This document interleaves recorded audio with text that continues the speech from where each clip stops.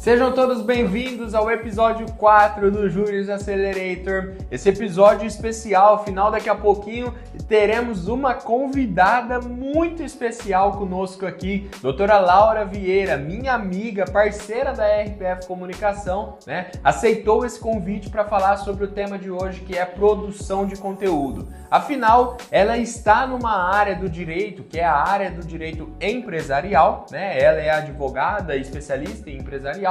Essa área é tão... não sei se a palavra certa seria criticada através do marketing digital, ou seja, marketing digital para direito empresarial não dá certo, marketing digital para direito tributário não dá certo, e a gente pensa de um pouquinho diferente, né? É claro que a área do empresarial, comparada a direito de família, civil de uma maneira geral, previdenciário, bancário, saúde, essas áreas vão gerar de fato um alto volume de leads quando comparado ao empresarial, mas não necessariamente o que eu escuto por aí que eu não concordo é o direito empresarial não dá certo no digital, e eu discordo 100% disso. Por quê? Vou trazer um case aqui de sucesso, uma prova para vocês que direito empresarial dá certo sim no digital. Agora, estratégia padrão para todas as áreas que não dá certo, né? Tem que ser algo mais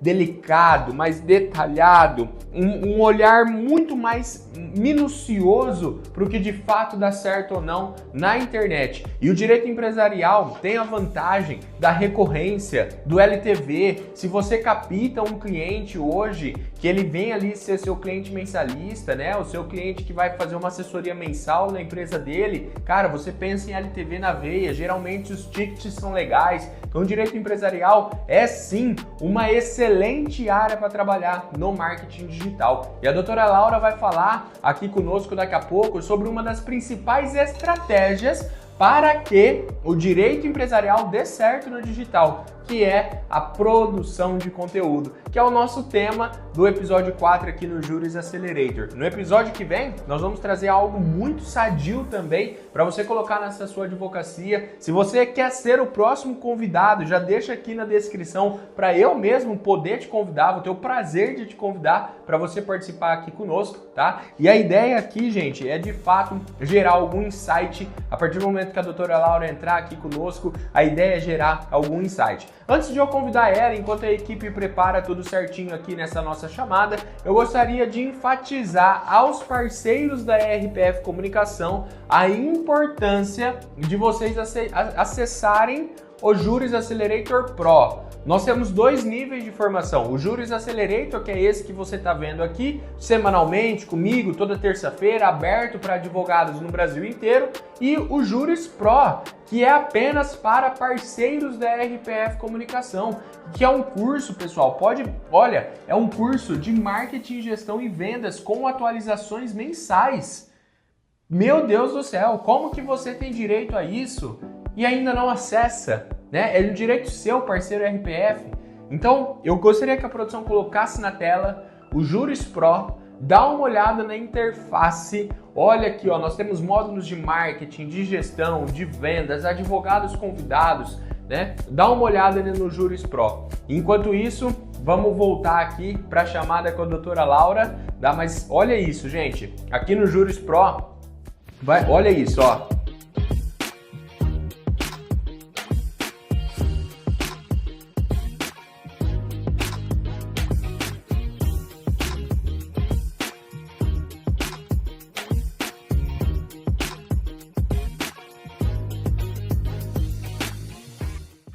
Pessoal, estamos aqui agora com uma amiga, uma parceira, mas acima de tudo como uma amiga, doutora Laura Vieira. Um prazer ter recebido você aqui no nosso episódio 4 do Juris Accelerator. Muito, muito, muito obrigado por ter aceitado esse nosso convite, né, para falar de um tema tão importante, principalmente para a galera do tributário, empresarial, que sofre tanto com essa internet, né, que sofre tanto com essa questão do marketing jurídico. Doutora Laura, muito obrigado por você ter recebido e aceitado esse nosso convite de passar um tempo compartilhando a sua experiência aqui. Muito obrigado mesmo, de coração.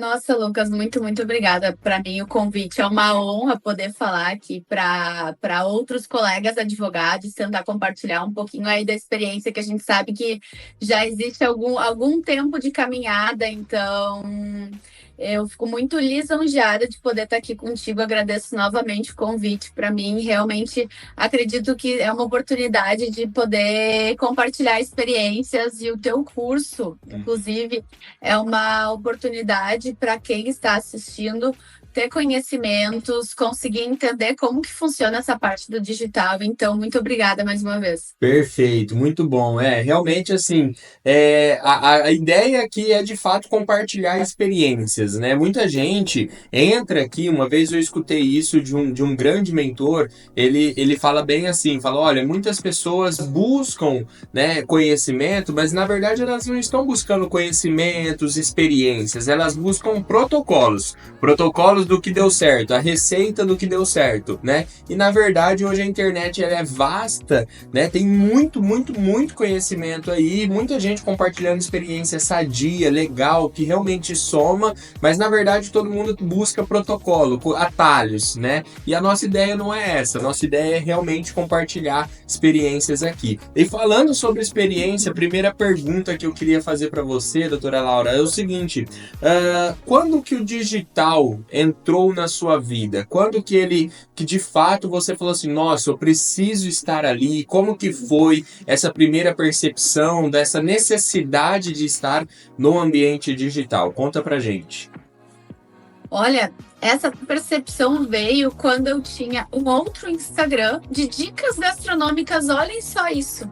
E aí, eu era já advogava há algum tempo e eu não fazia conteúdo na rede social. E aí, foi em algum momento, foi lá por 2021, em algum momento que eu percebi, opa, eu era sócia minoritária em um outro escritório e eu percebi que para ganhar mais, eu precisava fechar mais clientes. Sim. Como é que eu vou ir atrás desses clientes se ninguém me conhece? E aí foi quase que um clique, porque eu fazia conteúdo na rede social para algo que não tinha nada a ver com a minha expertise, com a minha prática. E aí eu percebi que eu tinha que levar isso para dentro da minha rotina como advogada e começar a mostrar que a Laura advogava, começar a ter os meus próprios clientes para eu conseguir me desenvolver e crescer como profissional, porque eu não tenho pais, família de dentro da advocacia que eu pudesse entrar em um escritório e os clientes simplesmente viriam até mim. Eu tive que ralar para conseguir os meus primeiros clientes e isso foi pelo digital. Sim, e eu vejo que o digital ele funciona muito bem, principalmente para quem não tem padrinhos na advocacia, ou seja, sobrenome, né? Muitas das vezes as pessoas têm pais, avós, tios que já estão na advocacia há muito tempo, isso traz um sobrenome legal para dentro daquela cidade, daquela região, dentro daquela área, mas o digital ele vem facilitar justamente as pessoas que não têm isso. Claro que serve para quem tem um sobrenome forte, uma história conhecida, um legado, mas de fato para as pessoas que estão ali desbravando no primeiro momento ali, né? Então, teoricamente, o digital ele vem para uma coisa que é uma questão de posicionamento. As pessoas na internet, o seu ciclo de amizades, né, entenderem o que de fato você faz, para que serve o seu serviço ali, né, dentro da área que você atua, e isso, teoricamente, somente o digital pode ultrapassar essas barreiras, né? E hoje, doutora Laura, uma outra, até enganchando essa colocação sua, uma outra pergunta que eu gostaria de fazer para você.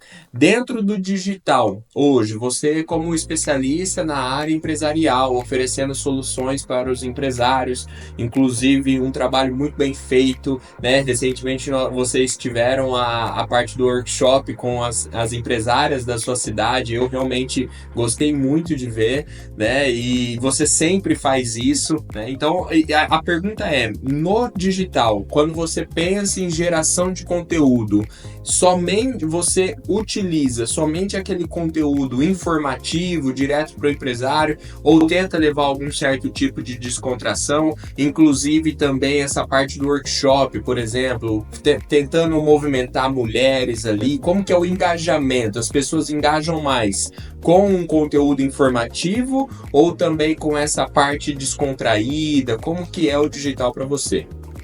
Perfeito. Uma coisa que eu cuido muito. Quando a gente tá rodando nosso feed do Instagram, Lucas, tu chega a parar em um conteúdo informativo? É difícil. Sim.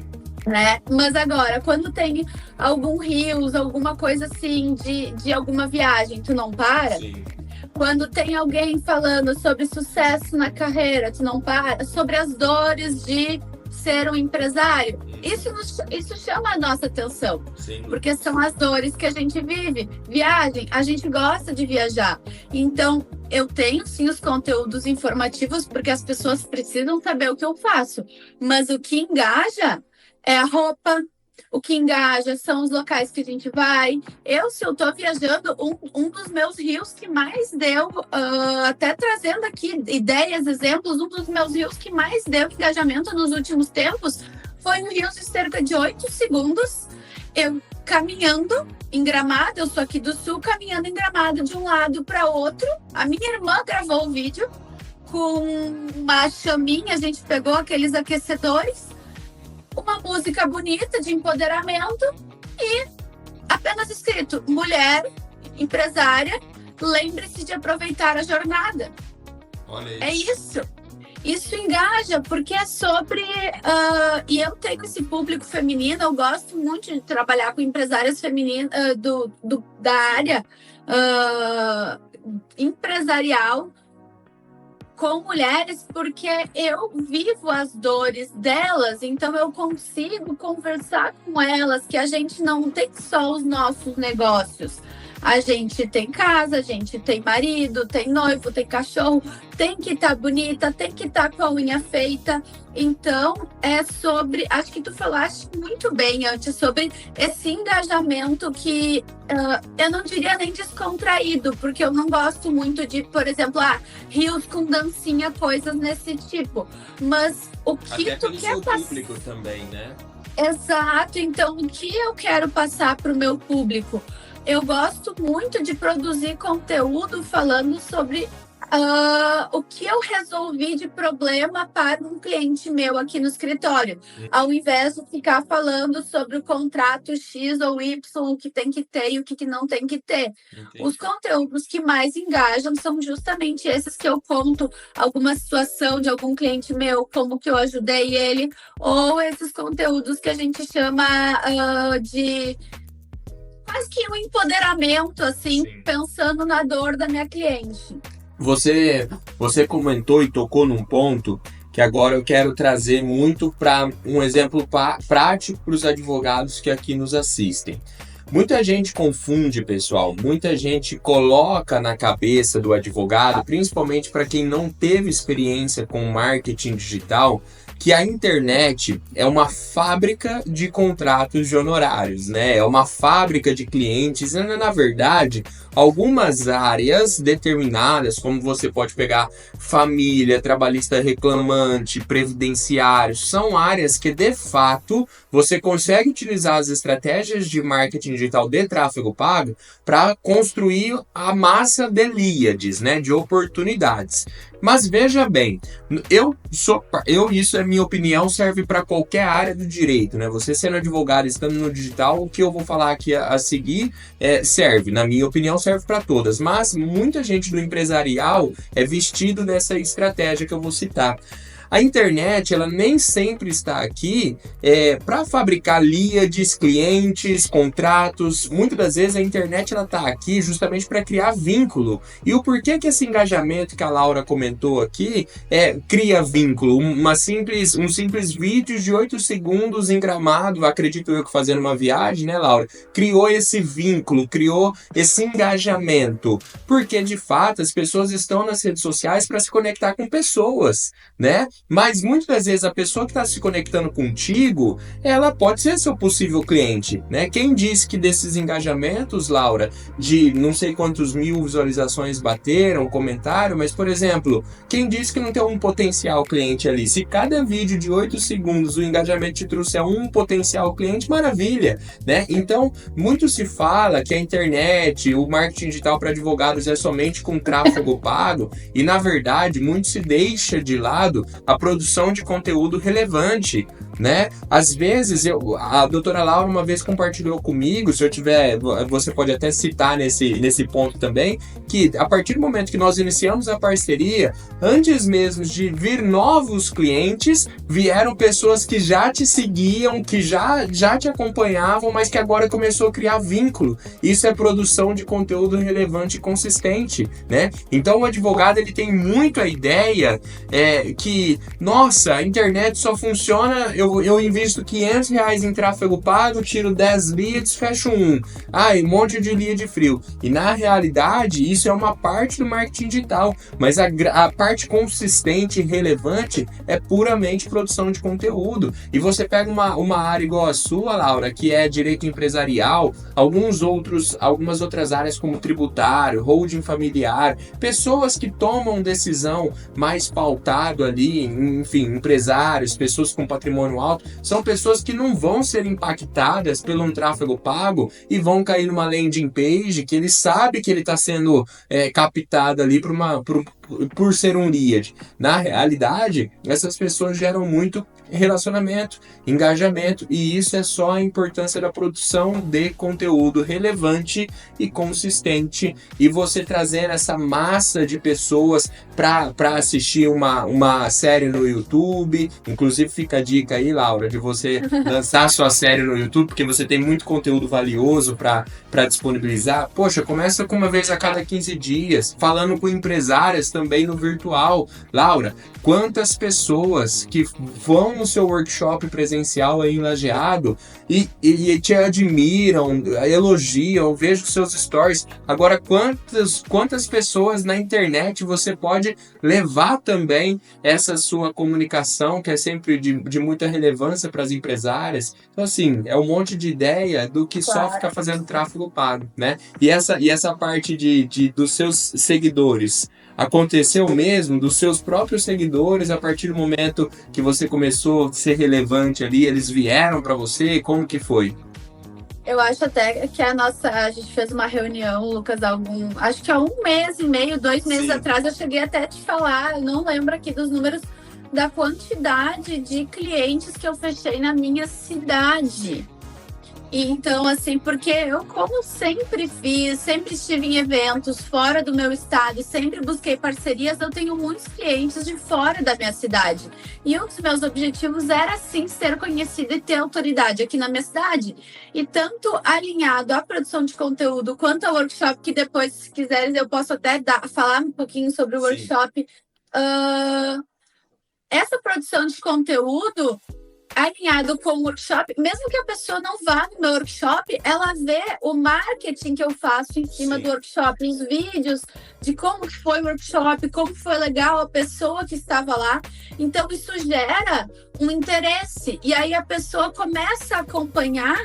Eu tenho pessoas da época que eram de outros colégios de quando eu cresci, que começaram a curtir os meus stories.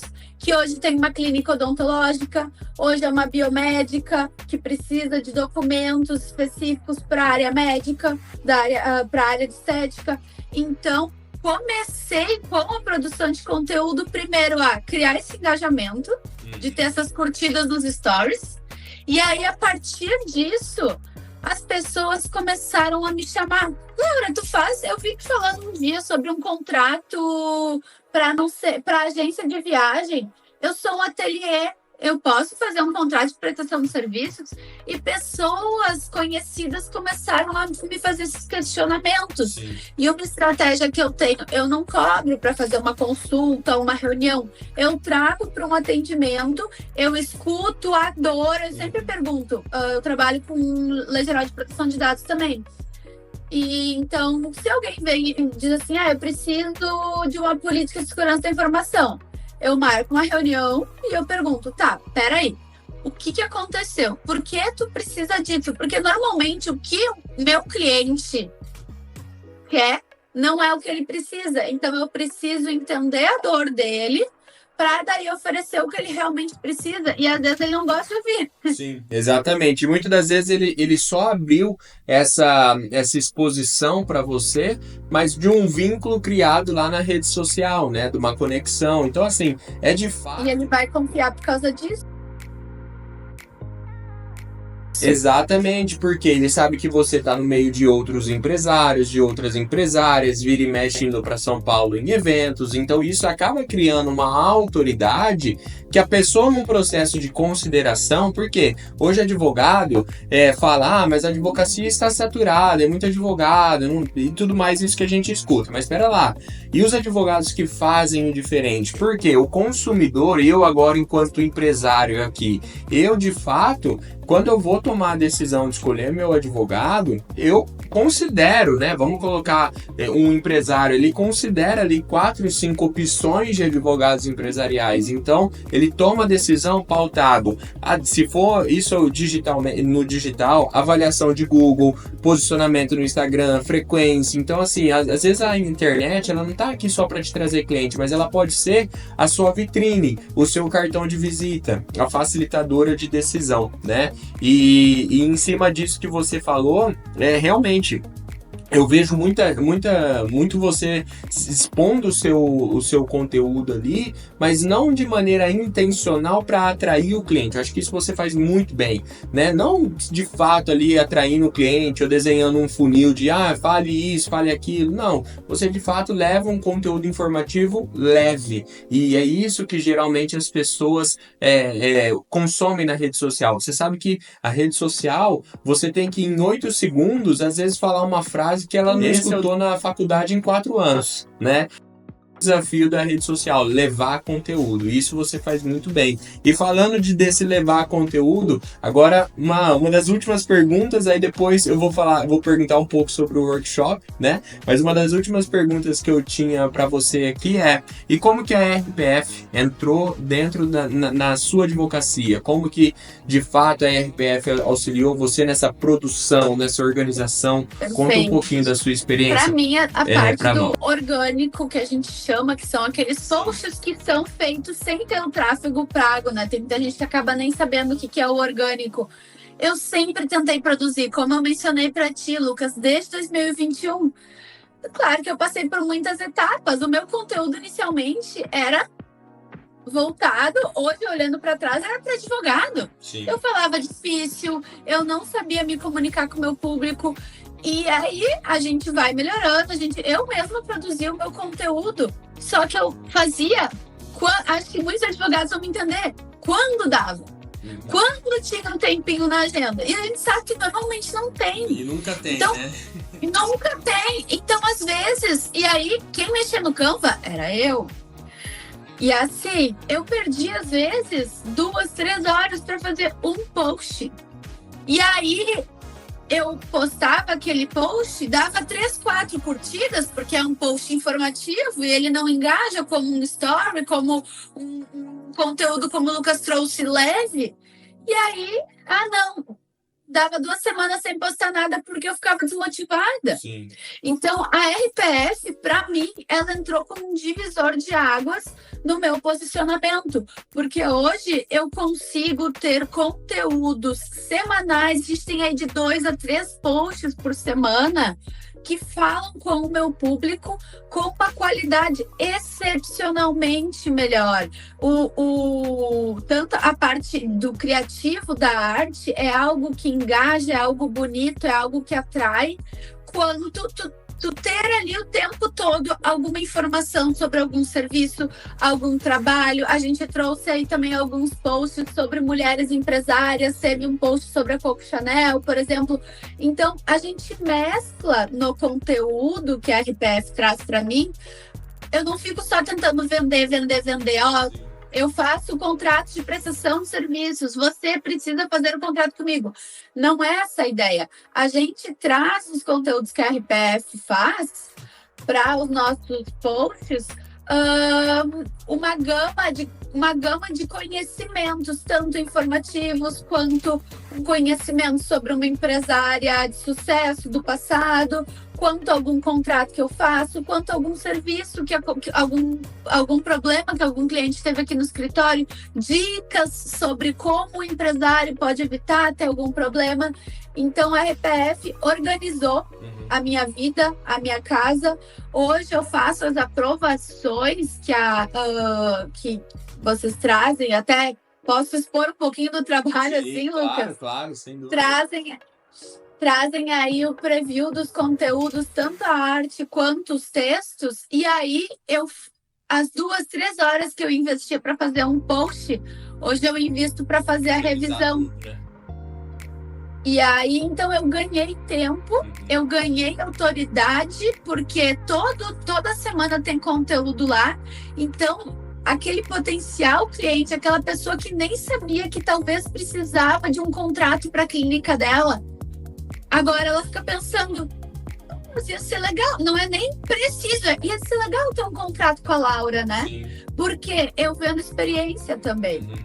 Eu vendo um contrato personalizado, vai ter a logo isso tudo eu trago nos stories. As pessoas precisam saber, você é advogado, as pessoas precisam saber como que vocês trabalham, que o trabalho de vocês é diferenciado. Então gera até aquele interesse da pessoa que talvez não ia te contratar para ter o teu serviço para passar por aquela experiência. Entra no processo de consideração, né? Porque, teoricamente, o empresário ele vai precisar do advogado numa hora ou outra, ele vai recorrer a ou indicação, ou conhece algum, ou pede para alguém que já conhece, ou ele vai na internet. E aí, tudo isso, né? Toda essa experiência entra no processo de consideração para ele tomar a decisão em ser você representar ele no serviço jurídico, né? E você falou um pouco em relação a essa revisão de posts, né? E uma das coisas que a gente mais pauta aqui, Laura, é na conexão que nós temos com todos os nossos parceiros. A RPF, ela não é uma empresa que pensa em quantidade de advogados. Pelo contrário, a gente hoje trabalha com gerência de contas. E eu falo em alto bom som hoje. O nome dele é simplesmente Igor. Você conhece. O Igor, ele é uma pessoa que, de fato, você constrói o relacionamento com ele. E isso dá a sensação pro advogado que, de fato, ele não tem só uma agência. Ele terceirizou, e aí a gente, assim, vai construindo junto, entendendo o momento que está naquele mês, quais são as ideias. Isso realmente acredito que faz toda a diferença aí para vocês, né? Porque só ficar revisando o post também não é uma situação que você faz 1 mês, 2 meses, 6 meses, mas agora, assim, criar os posts com o intuito, num médio e longo prazo, o intuito de um infoproduto, de um lançamento ou de uma escala, isso faz total diferença, inclusive no trabalho de social media, né? Então, é mais ou menos nessa linha que a gente gosta muito de trabalhar. Fala pra gente sobre o workshop, sobre as suas parcerias. Você é uma pessoa que eu conheço há um tempo, então eu sei que tá sempre fazendo parcerias, é muito aberta para isso, a participação, enfim, conta um pouquinho sobre a sua rotina, sobre o seu workshop, sobre a sua advocacia, enfim, palavra toda. Bom, o workshop surgiu por uma necessidade de ter mais clientes empresárias mulheres. Porque primeiro, meu conteúdo ele já era 80% feminino no Instagram. Sim. Eu adoro trabalhar com mulher. Para mim, assim, eu vejo o quanto o meu trabalho transforma a vida daquelas mulheres, porque elas pensam assim, eu posso confiar em outra pessoa, eu posso entregar isso aqui nas tuas mãos. Então, eu adoro trabalhar com mulheres e eu vejo a dificuldade que as mulheres têm. Existe, sim, essa dificuldade se comparado com homens para tocarem os seus próprios negócios, justamente porque a gente assume outros papéis em casa, cuidando de nós mesmas, do nosso corpo. E a mulher é difícil a gente conseguir delegar, é difícil a gente conseguir confiar em outras pessoas. Porque normalmente a gente quer ter o toque feminino, a gente quer ter essa humanidade dentro a empatia dentro do nosso negócio. Então, é muito difícil para uma mulher contratar um advogado, uma advogada, ainda mais difícil.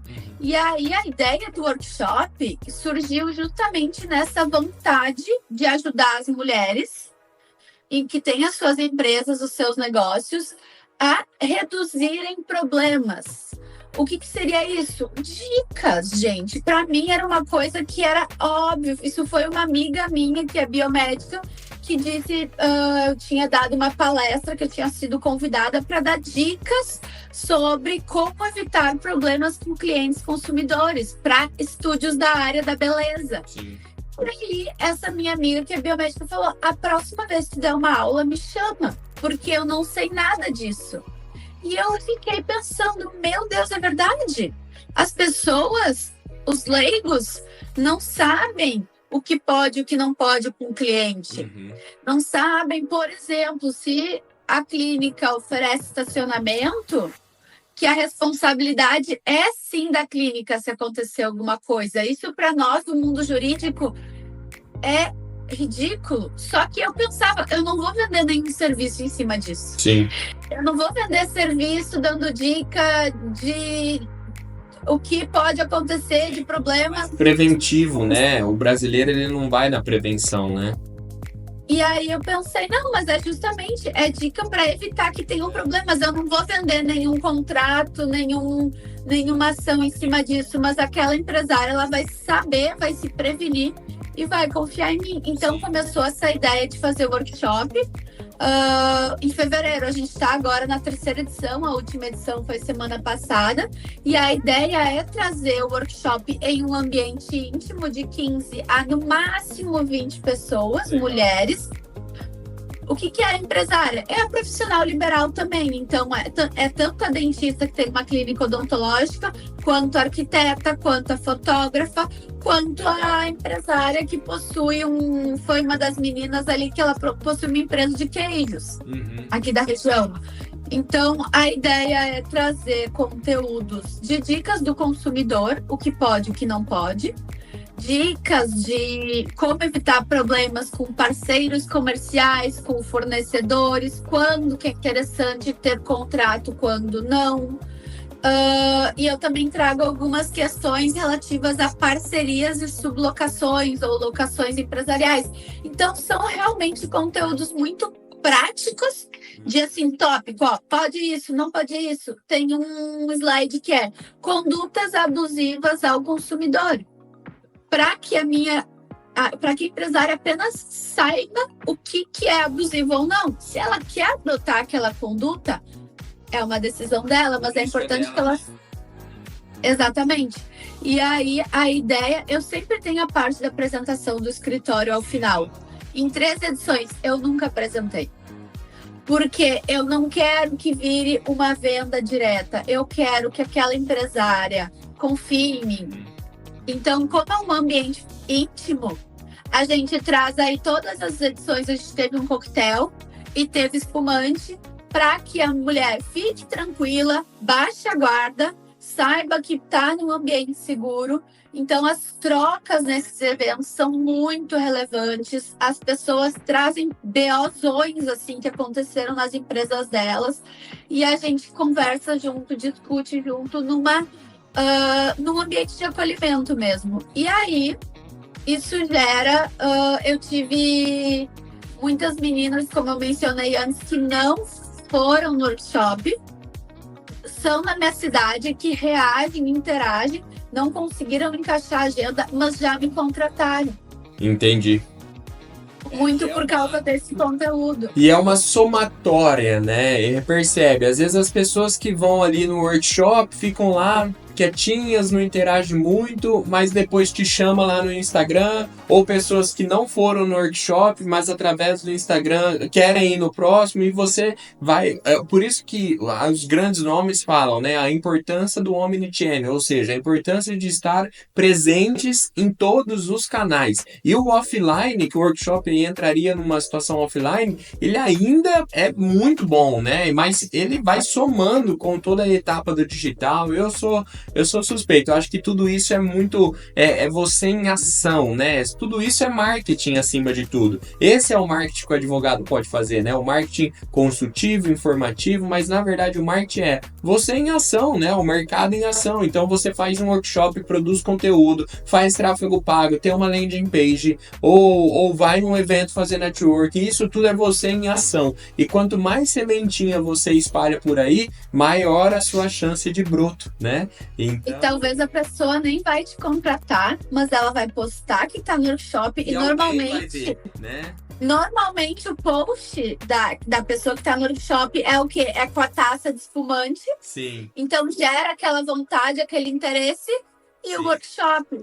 Então isso também, talvez uma pessoa que eu chamei para esse último workshop, a gente teve meninas que já tem uma empresa um pouco maior, consolidada, que era do pai.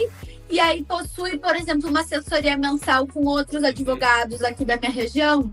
Só que ela foi lá e ela postou que ela estava lá. Entendi. Então, assim, a gente ganha até em número de seguidor qualificado. Por exemplo, eu escolhi pro coquetel um lugar bonito aqui na minha cidade. Um lugar que não é um espaço de eventos. É um restaurante que tem um mezanino com um espaço de eventos bonito. Legal.